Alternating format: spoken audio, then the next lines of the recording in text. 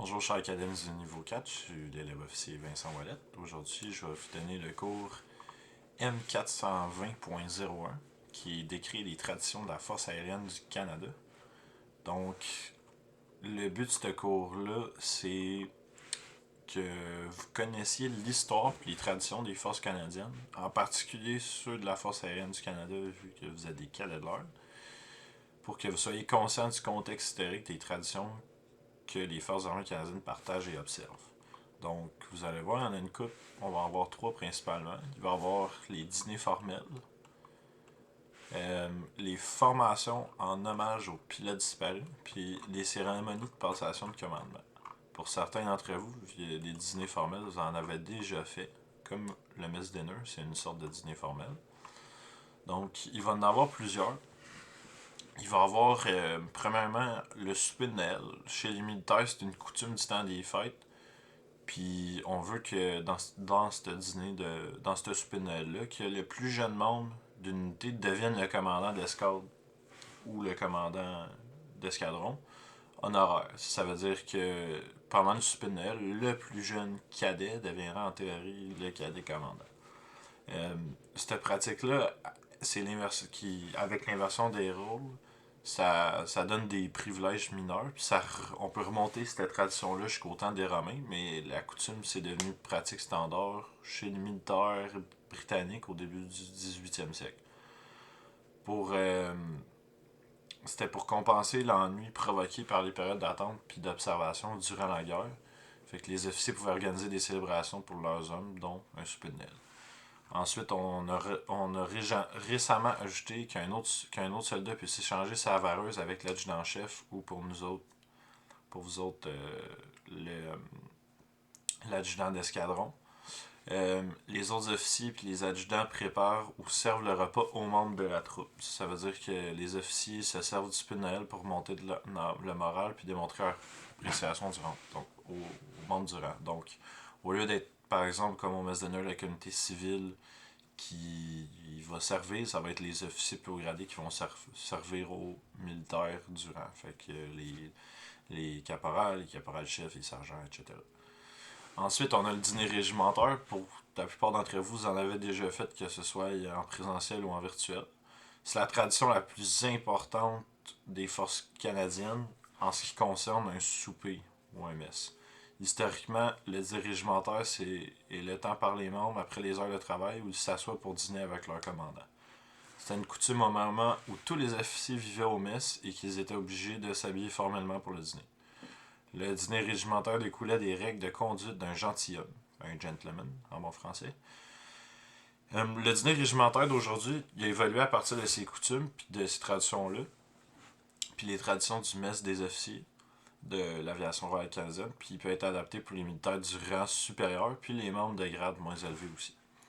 Un dîner régimentaire, ça a le même statut qu'un défilé, nécessitant la présence de tous les membres de l'unité. Donc on peut pas juste faire partiellement un dîner régimentaire, juste les cadets cadres, mettons.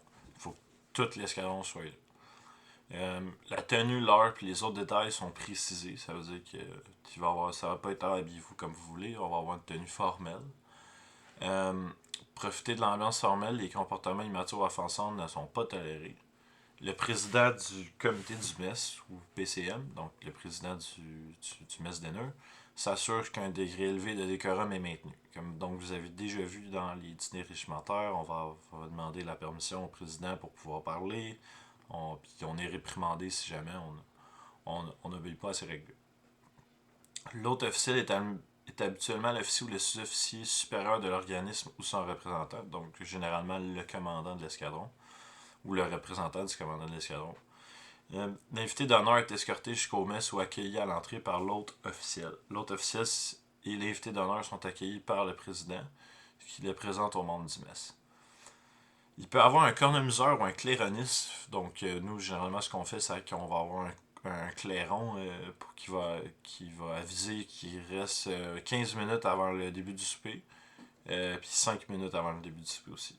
Durant la Seconde Guerre mondiale, le colonel d'aviation Fullerton a introduit la présence du cornemuseur durant le dîner régimentaire pour célébrer la journée Robbie Burns.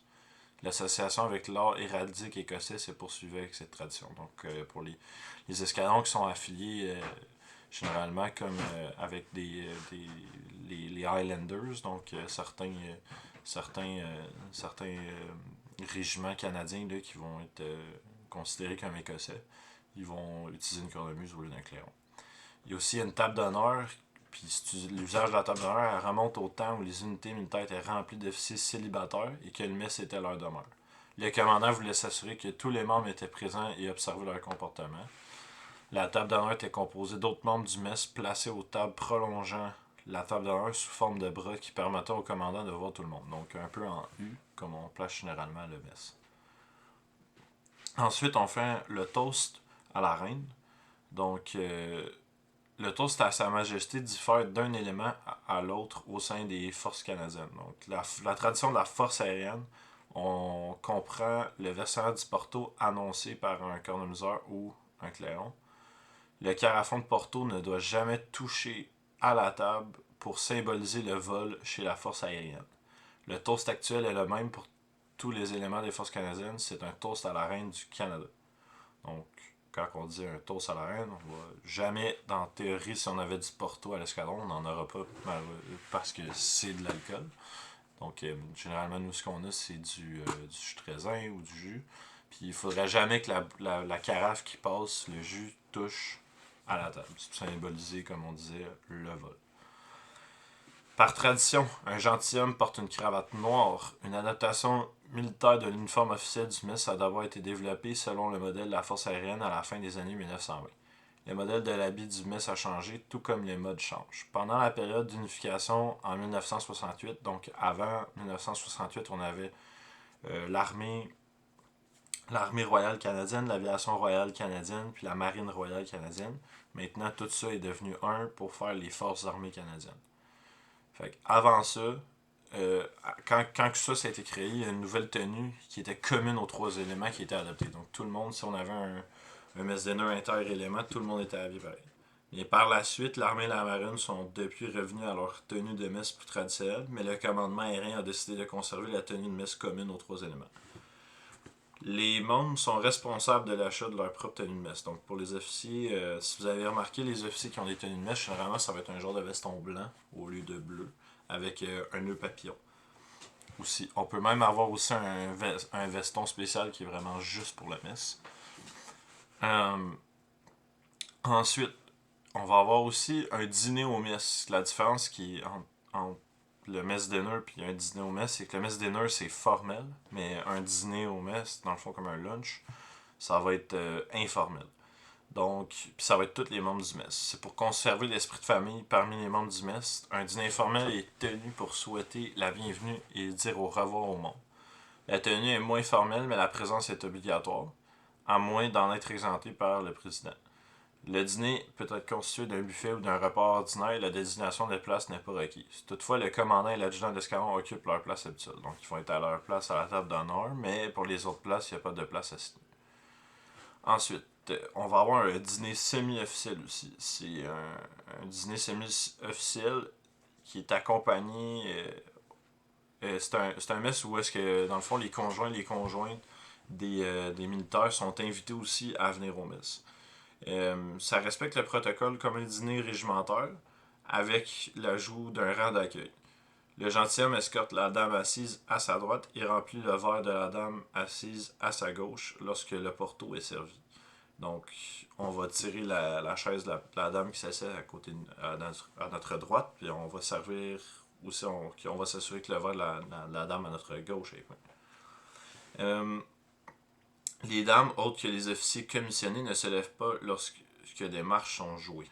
Donc, si jamais on va faire la marche de l'aviation, ben ça s'applique quand même juste aux membres. Donc, si l'épouse on va dire la conjointe d'un militaire, mais qu'elle fait pas partie de l'aviation puis qu'elle est pas dans l'armée, elle va pas se lever pour faire les toasts, des choses comme ça. Comme on dit, c'est semi-officiel, donc c'est moins formel, mais ça suit quand même un protocole.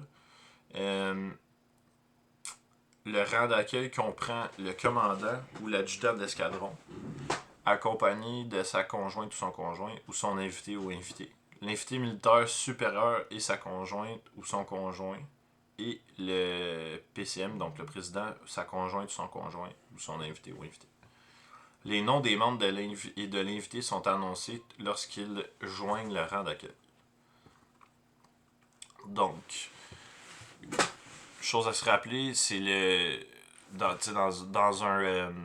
un souper de Noël, on va avoir le plus jeune qui va prendre la place du plus vieux. Puis dans le fond, messe dinner, vous en avez pas mal tous déjà fait en tant que niveau 4.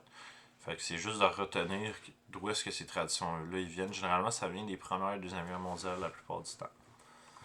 Donc, ensuite, les formations en hommage aux pilotes disparus.